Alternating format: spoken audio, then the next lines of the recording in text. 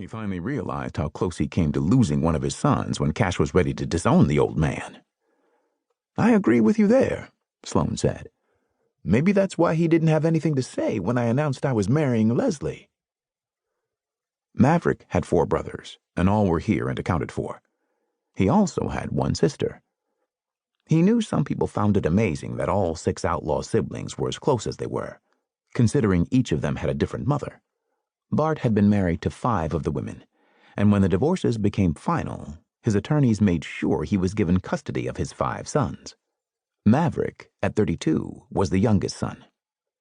Garth, at 40, was the oldest, and he and his wife Reagan were the proud parents of a 7-month-old son named Garrison.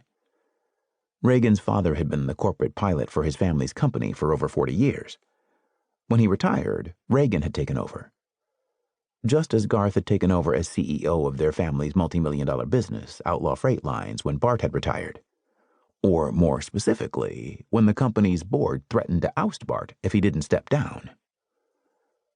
Jessup, or Jess as he preferred to be called, was 38 and became the politician in the family when he went to Washington 4 years ago as a senator from Alaska. Everyone was happy for him and Paige, who was an actress in Hollywood and sister to their cousin Dylan Westmoreland's wife. Paige had turned 29 today and wanted to get married on her birthday. Cashin, who preferred being called Cash, was Bart's 3rd oldest son, and at 36 was married to Brianna. They were the proud parents of 2-year-old twin boys. Cash and his family made their home in Wyoming on a ranch he'd inherited from his mother. Sloane was brother number 4 and had gotten married 5 months ago. He and his wife, Leslie, maintained dual residences in Wasilla and Fairbanks, Alaska. Sloane had had no problem informing the family, the day of his wedding, mind you, that he intended to have his wife pregnant by Christmas. Since that was next month, Maverick could just imagine how the couple spent most of their free time. Last but not least, there was his sister, 27-year-old Charm. She was the youngest of Bart's children, and being the only girl, she was definitely the apple of their father's eye.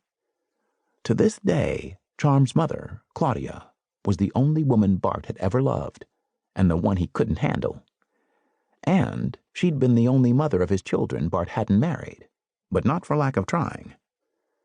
Hell, their father was still trying. Maverick and his siblings always got a kick out of seeing Bart court Claudia. They figured the reason she hadn't married Bart after all this time was because she needed some sort of affirmation that he had changed his manipulative ways. If that was true, then there would never be a marriage, because Maverick and his brothers couldn't see his father turning over a new leaf anytime soon, or ever. Just like a leopard couldn't change his spots, they doubted their father could change the ingrained nature of his character.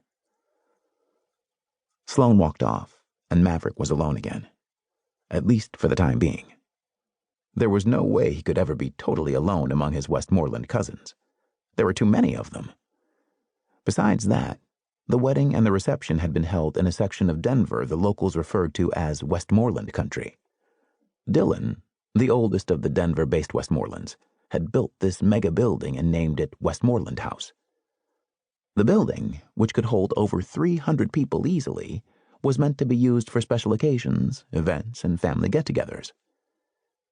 Hearing oohs and ahs, he glanced over to where several relatives were admiring his cousin Bane's 3-month-old babies. It was the second set of triplets for Bane and his wife, Crystal, and all 6 kids were a perfect combination of the 2 of them, though they all had their father's hazel eyes. Maverick's cell phone vibrated. He had turned off the ringer during the wedding ceremony and now wondered who would be calling him. Most of his female acquaintances only had the number to his burner phone. Anyone he considered important was here, attending his brother's wedding. Except for Phire.